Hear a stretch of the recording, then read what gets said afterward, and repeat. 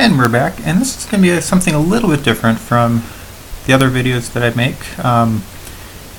This isn't necessarily about physics itself, but it's more about the types of things that we think about, how we think about things, our attitudes, and basically what it means to have what we call effective effort.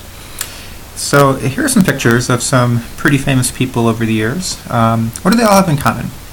We've got Einstein, Michael Jordan, Tiger Woods, Oprah Winfrey, Barack Obama, the Beatles, Sonia Sotomayor, who's one of our Supreme Court justices, Bill Gates, depending on which day of the week it is and how the stock prices are doing, the richest man on the planet.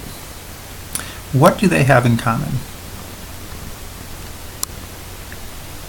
Obviously, these are all people who are at the top of their fields, in a variety of different fields: business, science, entertainment, sports. How did they get to the top? That's the big question. How does anyone become successful and good at what they do? Again, regardless of what the field is. So what you might want to do is actually pause the video here and jot down in your notebook just some initial thoughts on this. What does it take to be successful? Obviously, I think we would probably all agree that it takes some hard work and some effort. Okay, that idea of you work hard, you try, you don't give up. These are all things that you hear adults tell you all the time. The trouble is, a lot of us do work hard, and especially in something like school. Maybe there's that one class you try and try and try and try, and yet you don't get the A's. You don't get the high score in the class. You struggle. It doesn't make sense. So, is it just hard work? Is this stuff overrated? This is where there's a difference. There's a difference between working hard and working smart. This is what we call effective effort.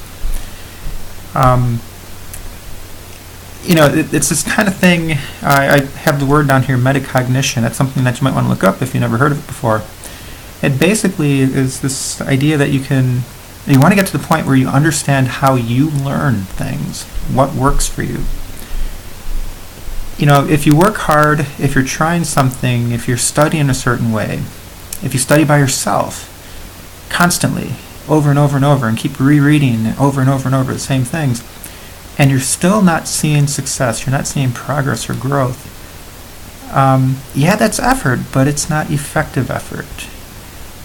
Being smart about it means that you try different things. You work at things. You try some new strategies, some new methodologies, and you find what works. If one thing's not working, change it.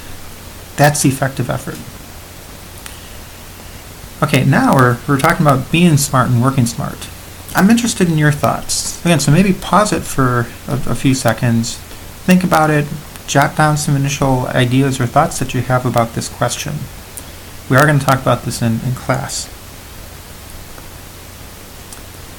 Okay, but first of all, intelligence. Okay, there's been a lot of work in the last decade or two with new sorts of technologies, and we're learning more about how the brain works. So this is the actual science behind it. Turns out you can always get smarter, regardless of age. As long as you don't have any physical challenges or brain damage, things like that. If you just have kind of like a normal brain, the average person can get smarter at any age, any time. Think of the brain like a muscle. It's malleable. It can change. It can grow. If you give it a workout, an academic or an intellectual workout, you can in fact get smarter. Scientists have seen, new synapses develop within the brain. That leads us to an interesting thing that's in academia now. A few years back, this psychologist, Carol Dweck, wrote a book called Mindset, and it talks about two different approaches that she noticed people take, what she calls a fixed mindset and a growth mindset. I don't know if you've ever heard of this before, but a fixed mindset is basically the type of person who thinks that you're born with intelligence. Basically, your life is sort of set at birth. you can only get so smart. When you reach that point, you can't get any smarter, and you're limited in what you can do. The growth mindset, that's the type that buys into this idea, that believes the science, okay, this is reality now, that you can get better, that you can constantly grow and get better at what you're interested in. Where if you put in effective effort and you can constantly get better at something. That's something that we're really interested in finding out what type of mindset you have, and we're going to be doing that in class. Okay, so let's go back to those really ultra successful people, the Einsteins, Jordans of the world, the Beatles, Bill Gates, people like that. Other things that they all have in common. Okay? It took them a lot of years to get to the top. It did not just happen. It doesn't happen for anybody. You have to work at it.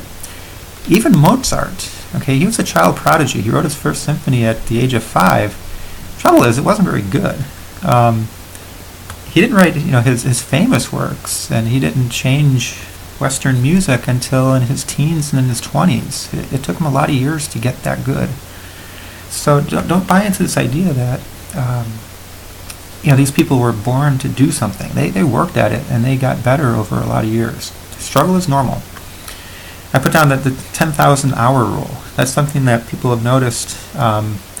It takes about 10,000 hours of practice and hard work before you actually kind of get to the top of your field. All these people have that in common. None of them were born into wealthy families or were kind of just given their place in life. They earned it. They were just middle income, or lower income in some cases. Keep in mind that the African Americans in this group of people, they grew up in much harder times than what we have. They went through the civil rights movement and the violence and all that struggle. Even Einstein, he was a German Jew. He lived in Europe when the Nazis came to power, before he came to the United States. All of these famous people failed numerous times before they got good and became world famous. The famous stories of Einstein, his teachers didn't like him so much because they thought he was a troublemaker. He asked questions they couldn't answer. Michael Jordan was cut from his basketball team in high school as a sophomore. Okay, he could have quit, but he had it in his mind that he could get better. He worked his butt off over the summer and got better and made the team, and the rest is history. They learned from their failures, okay, and they came back stronger. That's effective effort.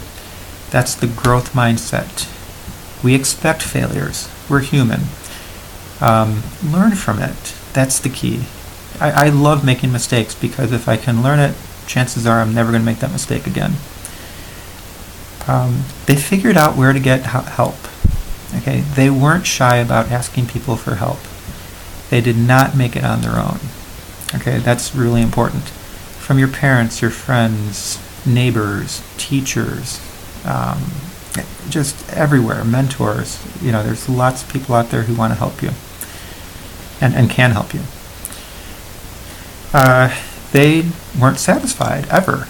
They kept working. Even when they were at the top of the field, they wanted to keep improving. Okay, that's the growth mindset. You can always get better. Okay, so think about this. Think about where you are in all this. Do you buy into this? Does this make sense? Is this the approach you're taking, or are you taking a different approach where you don't think you can get better? Okay, it's important to figure this out individually. Okay, so how can you work more effectively?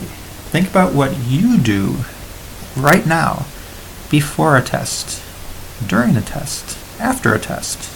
Okay, or before you start a big project, before you start the season in sports, before you start rehearsing, long term for a big performance. Okay, what do you do before, during, and after something big? Okay, and again, what does it mean to be smart about it, regardless of what you're trying to do? Okay, now, through experiences, it's just a short list of things I've noticed that students who've done well and who've enjoyed themselves, in my classes, in school, in life, Most of them were in study groups. Okay, and if not, or even if they were, if they got stuck on something, they weren't shy about asking. Asking for a tutor, asking me for help, or other teachers for help. Okay, coming in for AIM support here at Evanston. Going to a study center. Okay, asking other teachers. Another physics teacher might give you better advice or give you a different example than I would. That's fantastic, as long as it helps you. They would go through and read the book. That works for some people. The summaries, there's chapter summaries, all sorts of online resources. These how-to videos I put online in places like Khan Academy. Okay?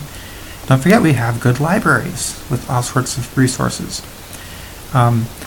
People who are successful in school, they take good, neat notes. And the key, it's one thing to take notes, but do you actually ever review them?